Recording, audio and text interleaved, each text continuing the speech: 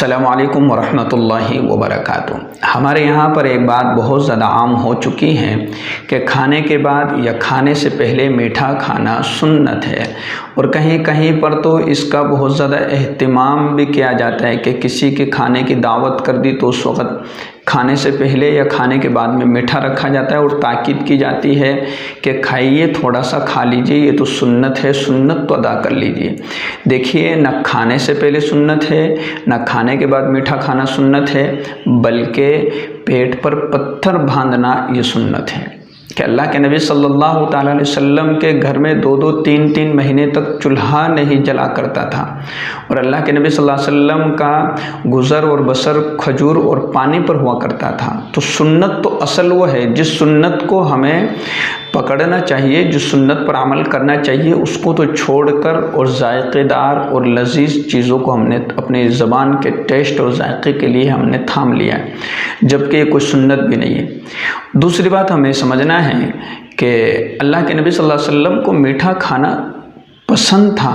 اور آپ میٹھا کھایا کرتے تھے، اور اللہ کے نبی صلی اللہ علیہ وسلم کو شہد پسند تھا، کھجور پسند تھی، تو یہ میٹھی چیزیں اللہ کے نبی صلی اللہ علیہ وسلم کھایا کرتے تھے۔ لیکن یہ کہنا صحیح نہیں ہے کہ بھئی کھانے سے پہلے کھانے کے بعد کھانا سنت ہے۔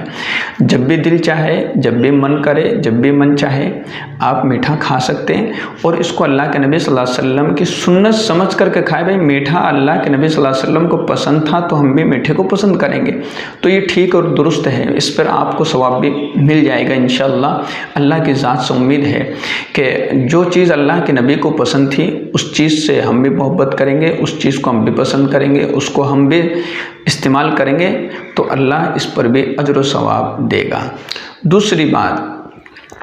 کہ ایک حدیث کہ ایک مرتبہ اللہ کے نبی صلی اللہ علیہ وسلم نے کھانے کے بعد میٹھا کھایا، اور اس میں بھی کھجور تھی۔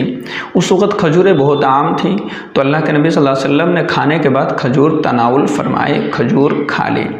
تو اس حدیث کو لے کر کے لوگوں نے کھانے سے پہلے اور کھانے کے بعد کے میٹھے کو لے کر کے جو ہے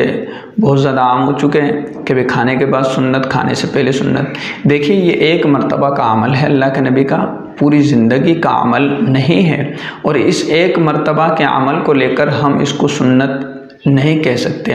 اس لیے نہ کھانے سے پہلے سنت، نہ کھانے کے بعد میٹھا کھانا سنت، بلکہ اپنے پیٹ پر پتھر باندھنا یہ سنت ہے۔ اپنے گھروں میں 2-3 مہینے اللہ کے نبی صلی اللہ علیہ وسلم کے گھر میں چولہا نہیں جلا کرتا تھا۔ اسی طریقے سے اللہ کے نبی صلی اللہ علیہ وسلم کا گزر اور بسر صرف کھجور اور پانی پر ہوا کرتا تھا، تو صرف کھجور اور پانی کھا لینا اور بھوکے رہنا یہ اللہ کے نبی صلی اللہ علیہ وسلم کی سنت ہے۔ جبکہ اللہ کے نبی صلی اللہ علیہ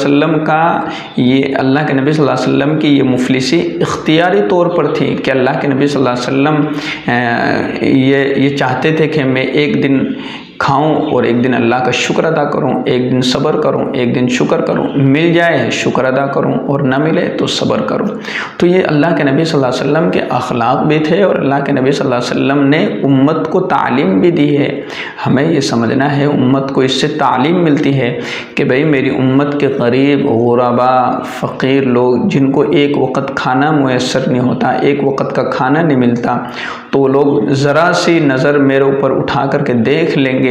یا میری سیرت کو پڑھ لیں گے تو ان کے دلوں کو سکون مل جائے گا کہ ہمارے آقا مدنی کریم صلی اللہ تعالیٰ علیہ وسلم بھی ہماری طرح زندگی گزار کر کے گئے ہیں، یعنی ان کے گھر میں بھی کھانا پینا نہیں تھا جب وہ اتنے بڑے اللہ کے پیغمبر اور اللہ کے نبی اور پوری دنیا کے نبی، زمین و آسمان کے ہر چیز کے نبی تھے وہ، تو ان کے پاس کھانے کا صحیح سے انتظام نہیں تھا، تو ہمارے پاس نہیں ہے تو کوئی حرج نہیں ہے، ہم بھی اللہ کا شکر ادا کریں گے اور صبر کر کے زندگی بسر کر دیں گے۔ تو جن چیزوں پر عمل کرنا چاہیے ان پر عمل کرے، اور جن پر نہیں عمل کرنا چاہیے ان کو چھوڑ دیا جائے۔ السلام علیکم ورحمۃ اللہ وبرکاتہ۔